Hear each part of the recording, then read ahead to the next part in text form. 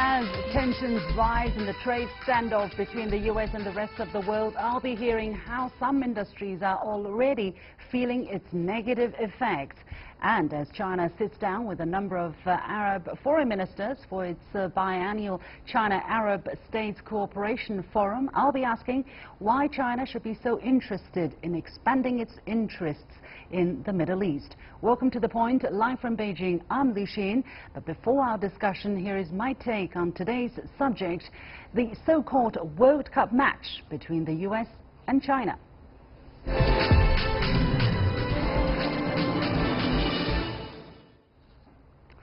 Well, as the World Cup in Russia goes into semi-finals, the United States and China, who haven't been on the pitch in the Moscow fields, are actually closely engaged in a soccer match of sorts between themselves, an economic one.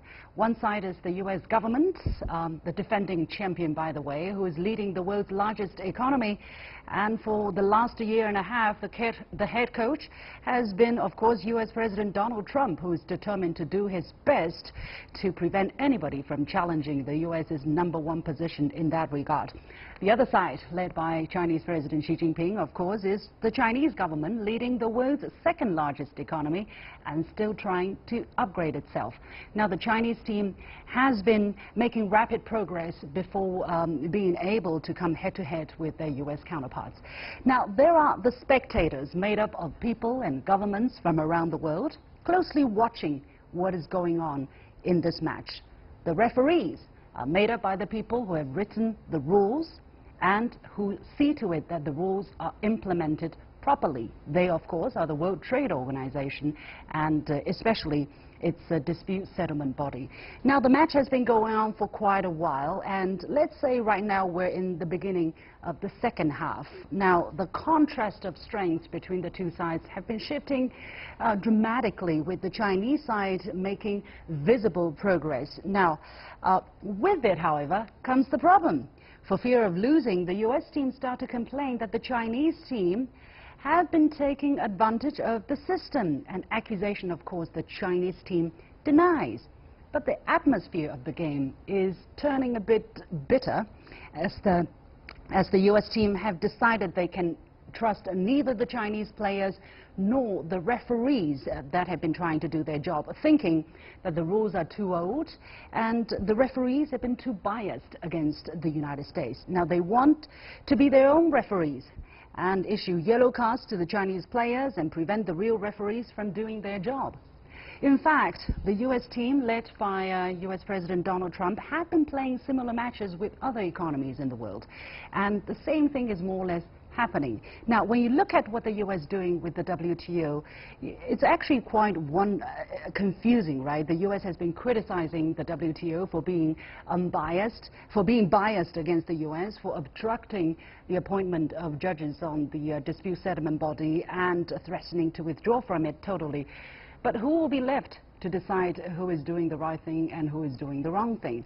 So if the two sides, I mean the United States and China, can sit down and sort out their differences before getting physical on the field, that will be another option. However, for the moment, that seemed not to be possible.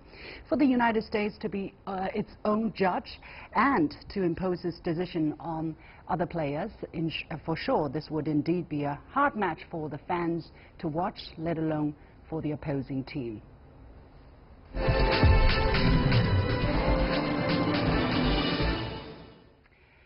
So let's start the discussion, and as I said, global consumers have already begun to pay the price of the U.S.-China trade friction caused by Trump's $34 billion tariffs on Chinese goods started last week. Tesla buyers in China are among the early casualties, witnessing high prices on its Model X and S cars by nearly 20% over the weekend. With the Trump administration ignoring WTO rulings and abandoning trade multilateralism, who would be the next casualty and where does this all end? Joining me for the discussion are Mary Ann Madeira, Assistant Professor of Political Science at the City University of New York, Queens College, Dr. Pushan Dutt of Economics and Political Science at the INSEAD Business School in Singapore, and here in Beijing, Zhao Hai from the Chinese Academy of Social Sciences. Welcome to all of you. Let me go go to Professor Madeira in New York. Now, as I mentioned, the price of Tesla cars have been going up considerably. Let's not forget that the Chinese sales of Tesla cars account for almost 17% of its global revenue.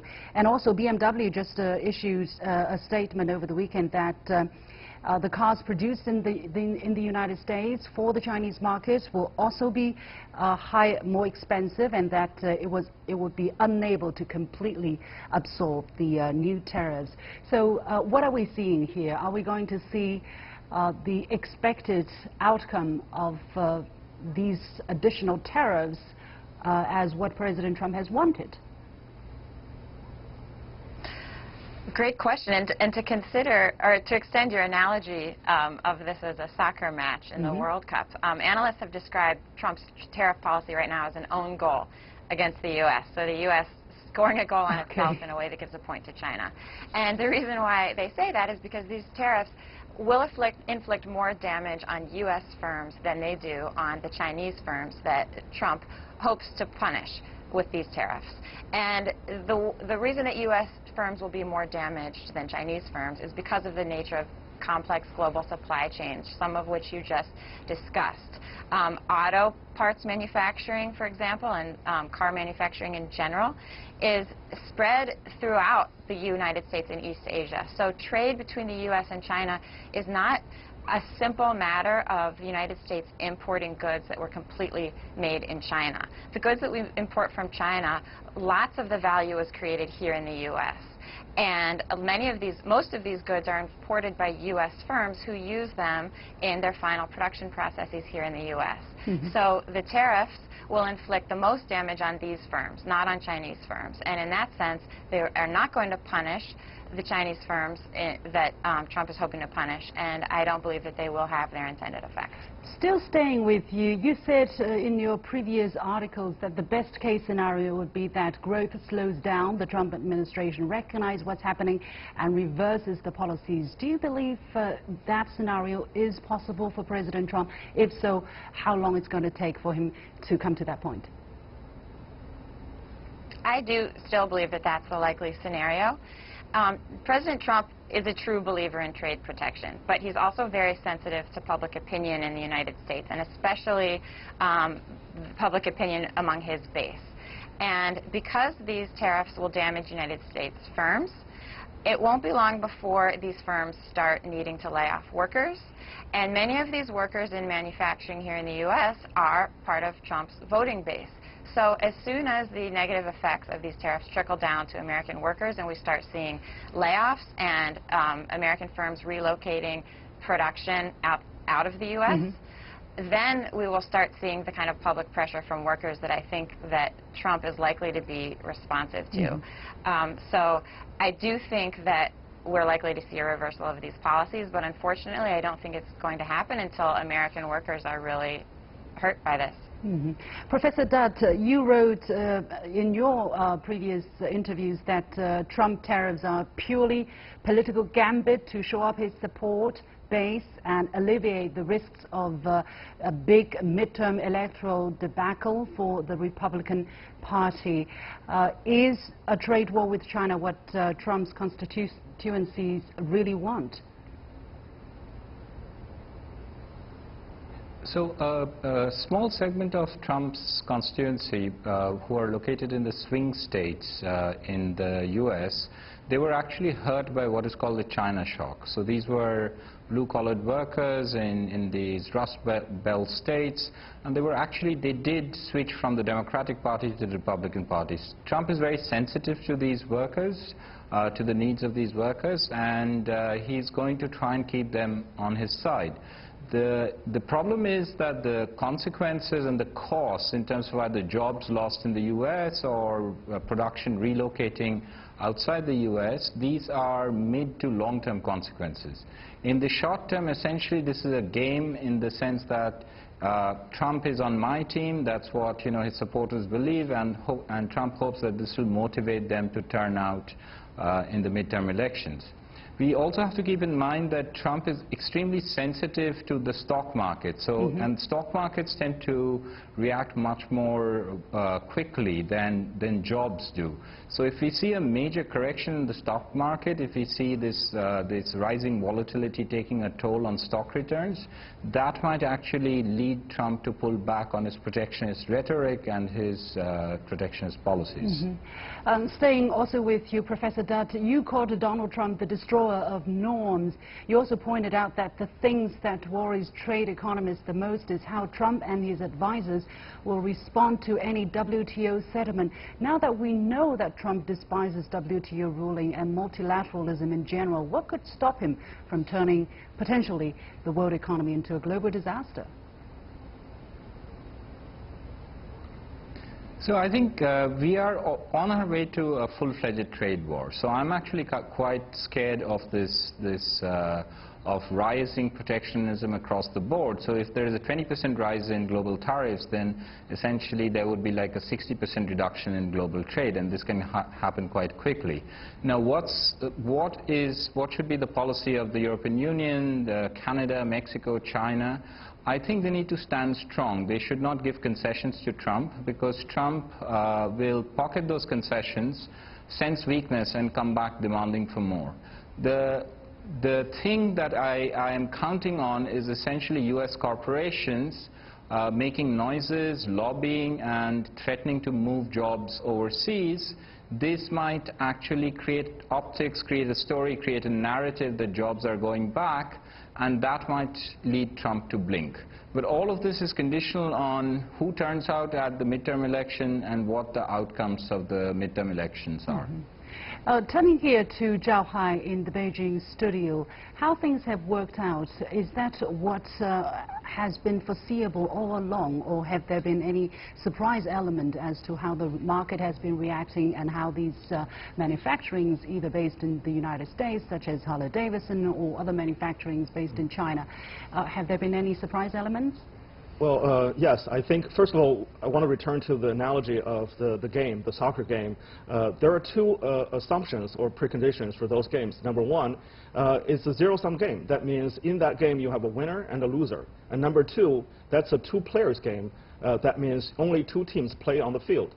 However, that's what Trump wants you to believe. In reality, the WTO and our global trading system is very different. It's a multiplayer game, and in many cases it's a win-win situation. For instance, between U.S. and China, the trade is actually a win-win situation. Over the years, jobs have been created, and job loss are most likely to suffer. Well, Zhao Hai, let me give a disclaimer here. I knew there could be some kind of a argument over there. Basically, when I wrote this piece, I wanted to say that for the United States, they think it is a zero-sum game. Only one person, one team can come out of this match winning. Whereas for China, it would be an acceptable outcome if both teams have a friendly tie. I think that is the position of the Chinese government. However, it's never perceived to be that way, and China is perceived to be wanting to challenge or topple the U.S.'s dominant position. But so the solution is obvious, right? So if that's the case, then you need to have a united front against the Trump's attack.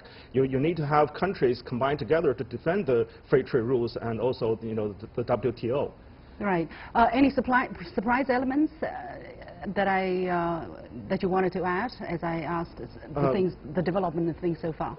I think Trump's idea has been all along since the 1980s and 1990s, so that's persistent. The surprising factor is that actually after China's retaliation and after the complaints from the Midwest and other farmers in the United States, Trump has consistent and trying to maintain his position that he's going to throw more and more tariffs against China. So I think in many ways this game will be longer than we expected, and Trump and also his aides in the White House will be tougher on their lines. Okay, basically you're saying President Trump is not making much sense.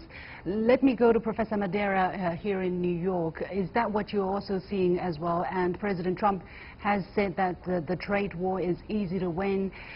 Do you think he really means that, and do you think he might be changing his mind sometime soon?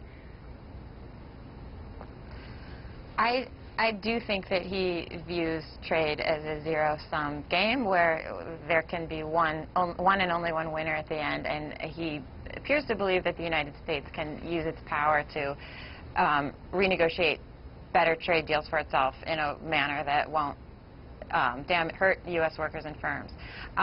We know from history that that's not true. We know that global trade wars are not won by a single country. We know that they can lead to the collapse of global trade, like they did in the interwar period when trade fell by two-thirds, partially due to the trade war that was happening at the time.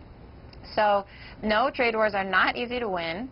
They will inflict deep damage on the U.S. economy and economies of our allies around the world and the Chinese economy as well. So as the last presenter mentioned, I think the solution here is for our allies to take a really tough and united stance against these tariffs, and to hope that with enough international pressure as well as domestic pressure eventually emerging from workers and firms who are hurt by these, I think that that's the kind of sustained pressure that we're going to need to reverse these policies.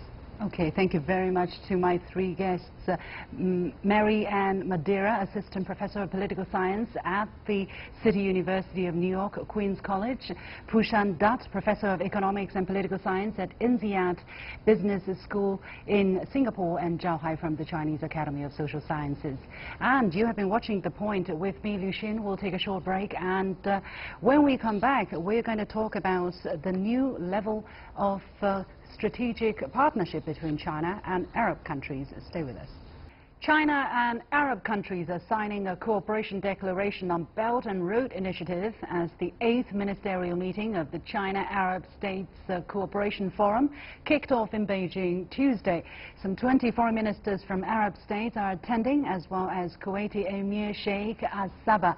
The forum was founded 14 years ago, and the ministerial meeting is its permanent mechanism that convenes every 2 years with the option for extraordinary sessions if necessary. During the opening ceremony, Chinese President Xi Jinping delivered a speech in which he pledged more than $23 billion in lines of credit, loans and humanitarian assistance to Arab countries. He also said Syria, Yemen, Jordan and Lebanon would receive over $90 million in humanitarian assistance. So what were the highlights of his speech, and how do bilateral relations now stand between China and Middle Eastern countries? Joining me from Istanbul is Professor Tuğguru Keskin of the Center for Turkish Studies at Shanghai University. And here in Beijing, I'm joined by Rong Ying, Vice President of the China Institute of International Studies. Gentlemen, welcome to the discussion. But before we start the discussion, let's first take a listen to one sentence that President Xi said during this morning's opening ceremony. 中方愿参与阿拉伯国家有关港口 China welcomes opportunities to participate in the development of ports and the construction of railway networks in Arab states, as well as supports the efforts of Arab states in building a logistic network connecting Central Asia with East Africa and the Indian Ocean with the Mediterranean. We need to work together to build a maritime cooperation center to boost the ocean industry and enhance our ability to provide ocean-related public services. Okay, so let me go to Professor Rong Ying here in Beijing.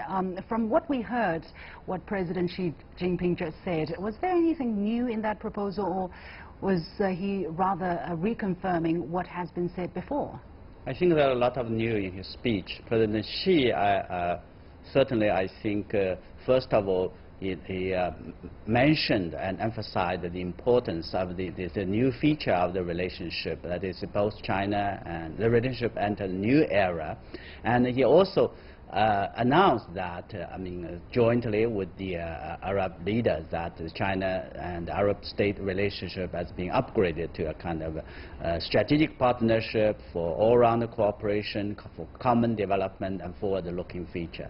So, and of course, specifically, there's 4 proposals how to deepen and develop the relation so that China and Arab state can work together to build a community of shared future. So I think there are a lot of new ideas and new thinkings for furthering the relationship. Professor Keskin, in Istanbul, what kind of reception is President Xi's message going to get at the time of heightened tension in the Middle East, as well as the continued momentum China has associated with the implementation of its Belt and Road Initiative around the world?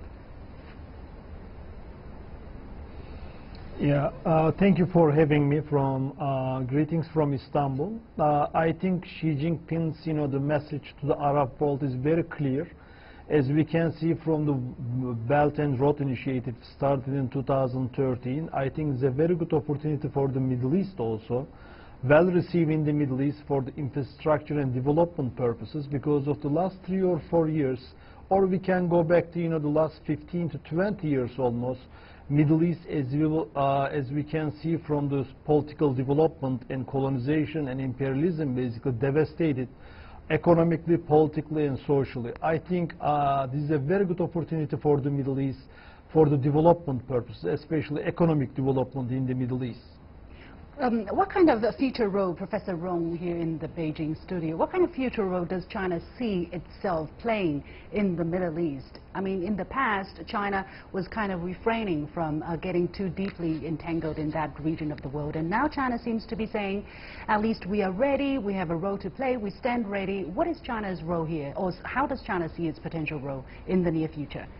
I think China has a lot to play.